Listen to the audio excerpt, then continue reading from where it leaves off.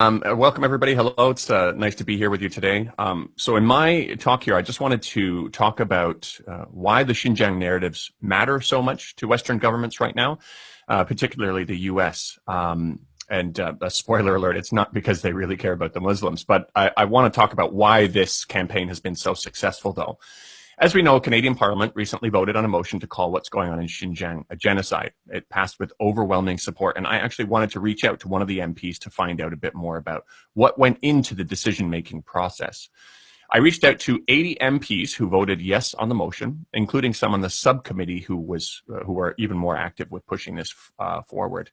I explained that I have a channel with over 100,000 subscribers, but every single one of them either ignored or refused the request. There was one single Conservative MP from Parry Sound, Scott Atchison, who did agree. But as we approached the agreed upon date, a few hours before the interview, Scott's office abruptly canceled and said that they weren't interested in rescheduling. It, of course, at least to me, is quite apparent that they looked at my channel and found out that I might have a bit of a different take on the situation, and my show might include questions that are uncomfortable to answer. But I wasn't actually looking for a confrontation. I genuinely wanted to understand how they were briefed and who was involved. I actually empathize with their desire to vote yes and don't really hold it against them personally. This is even despite the fact they are confident enough to use such a strong term to describe the situation in Xinjiang and prop up the idea of even boycotting the Beijing Olympics, yet seem to lack the confidence to engage with potentially difficult questions. One of the things I really wanted to figure out was if there was any concern that the U.S. government is putting so much money behind this narrative, funding overseas Uyghur groups millions of dollars and dedicating a lot of airtime towards it, and what this kind of effort usually means. We have a precedent for fake propaganda created to serve America's geopolitical interests, whether it be the weapons of mass destruction or fake incubator baby stories, and a host of other fake human rights abuses or false flag operations. And they have very good reason to want to disrupt China and its relationships. China's economy is now set to overtake America's sooner than expected. Resource-rich countries finally have a non-Western option for cooperative partnerships, China, and they're increasingly choosing that option, particularly in America's old stronghold of Latin America, countries who have suffered under the brutality of American government operations for a long time. Chinese telecommunication companies are offering new non-American options, which are, of course, being slandered as having back doors, according to the accusations of a country that has constantly wiretapped the phones of even allied countries. And there's an increasing risk that the renminbi will challenge the US dollar's global hegemony. We can see that with the potential of the digital renminbi and many other international settlements now being done in renminbi, effectively circumventing American sanctions, which are designed to strangle governments and kill its people. Add the context of Xinjiang being the site of Asia's largest oil deposits and the fact that it's a key doorway to China's Belt and Road Initiative, and that it suffered from pre-existing Islamic terrorism problems, the question suddenly becomes, how could you possibly not expect America to take a special interest in Xinjiang? And not because of human rights, knowing full well America's history. From what I've found about the initiative in Canada so far on my own, and with the help of a group called the Canada Files, there wasn't any meaningful pushback on the narrative or concern about being used for America's geopolitical interests. On the contrary, one of the main contributors was from the Uyghur Rights Advocacy Project, a Canadian NGO set up with funds from the NED, National Endowment for Democracy, an organization who Max Blumenthal had pointed out that had its president say that what the CIA used to do covertly, they now do through the NED.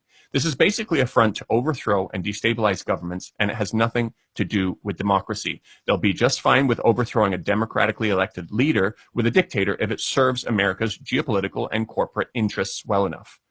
Going back to the Canadian vote, with all of this in mind, why would I empathize with the MPs who voted yes on this motion? Aside from a very careful weaponization of compassion, the personal and professional consequences of voting yes on this genocide motion and later finding out it was just another giant propaganda campaign are far less than the consequences of voting no and finding out later a genocide was really going on. So in the absence of enough information, it's clear how they'd vote. And the importance of having their voter base, who have been propagandized into a strong position on the topic, must see that their elected MP voted the correct way.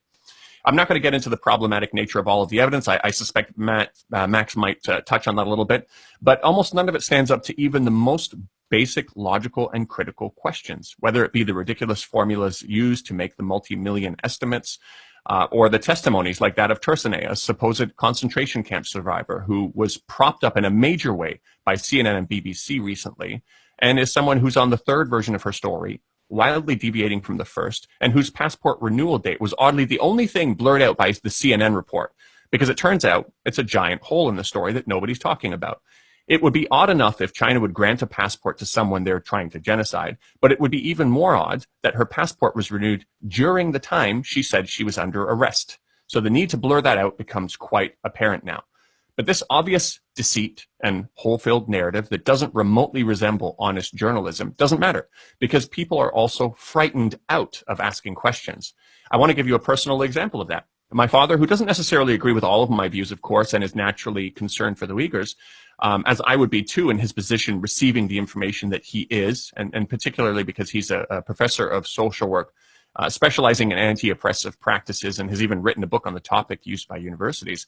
He actually does empathize with my point that anytime America says they want to liberate a people's suspicion, at least in regard to the true intentions, is probably a healthy thing to have. In an academic theology form he contributes towards, he asked the question whether we should be concerned about the intentions behind the narrative and if it really is in the best interests of the Uyghur population, or it's being used to satisfy some sort of a Western imperialistic agenda. His question was, how do we support the Uyghurs and how do we help them without being used as a tool? With this mild statement in mind, my father was labeled a genocide denier. Not even in a theology form full of academics was he allowed to ask a question or to even question the intentions, even as a person who is concerned about what might be happening in Xinjiang. Now, take that one step further. Imagine someone who actually is skeptical of the whole narrative and are seeing these massive red flags. There's no room for them in society to talk about it. Consent is being manufactured, scaring people into a specific narrative. Not only did we not learn about the risks of fake weapons of mass destruction-like stories being accepted by the masses, but we didn't learn from the problematic phrase used by George Bush during that time. You're either with us or you're against us.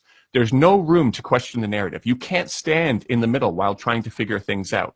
Instead, now, we're expected to believe that a population in China that has been growing faster than the majority Han Chinese, in part because they weren't subject to the one-child policy, where they have 20,000 mosques built for them, where their script is written on all the national currency, something we don't even do for our indigenous populations in Canada, where the biggest star in China is a Uyghur woman who was recently signed on by LV as their brand ambassador, where Uyghur kids can get into top universities easier than Han Chinese and have specific halal foods prepared for them in the canteen and prayer areas on campus. We're expected to believe that this population is being eradicated. It's a ridiculous statement, whether it be in a literal sense or even a cultural sense. I think it's safe to say, from historical precedents, the fact that America recently pardoned a convicted soldier who shot a 14-year-old boy through the head in Iraq, along with a number of other unarmed civilians, which barely made a blip in the news. The fact that, and this person was recently pardoned and released from his life sentence. The fact that we're not looking at how to hold Australia accountable for events we have literal footage of, where the SAS soldiers jumping out of a helicopter shot an innocent farmer face down in his fields who was holding his prayer beads.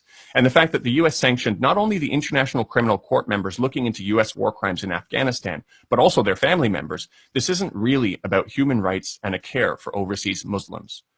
Hypocritical Western nations and problematic narratives aside, I want to talk about the risks that come from brainlessly swallowing and regurgitating this propaganda. 62% of Canadians now support a more hardline approach towards China. Americans have also been convinced that they need to be more aggressive with China. Consent has been manufactured for American warships to travel closer and closer to China's shores and to begin promoting a $27 billion plan, which is in an idea phase, to install a chain of missiles just outside of China's 9-dash line. That's a pretty interesting one also, because one of the biggest producers of anti-China propaganda was ASPI, a think tank funded by weapons manufacturers like Lockheed Martin, Raytheon, Boeing, and more. They produce China threat stories, then they profit from China threat prevention. A bit of a conflict of interest, to say the least. So now I'll be living here in Shenzhen with my kids, potentially surrounded by American weapons of mass destruction.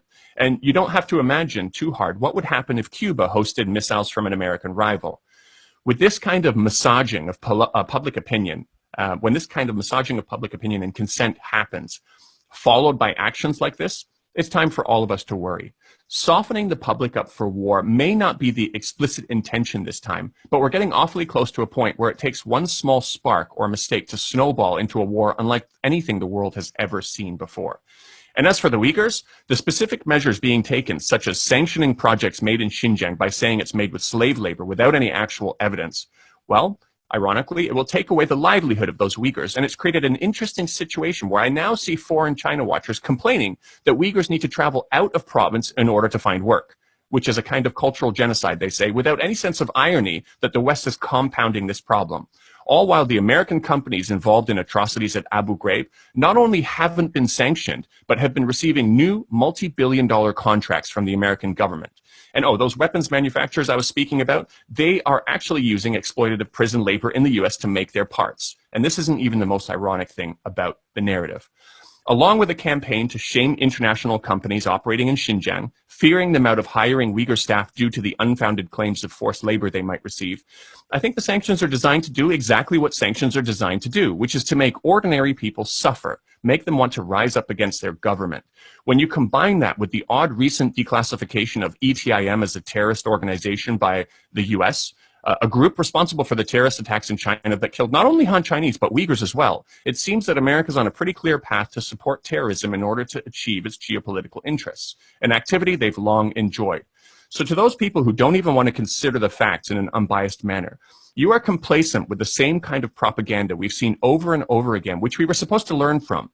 You are potentially complacent with one of the world's largest supporters of terrorism, the CIA, and you're also complacent with helping line the pockets of the military-industrial complex.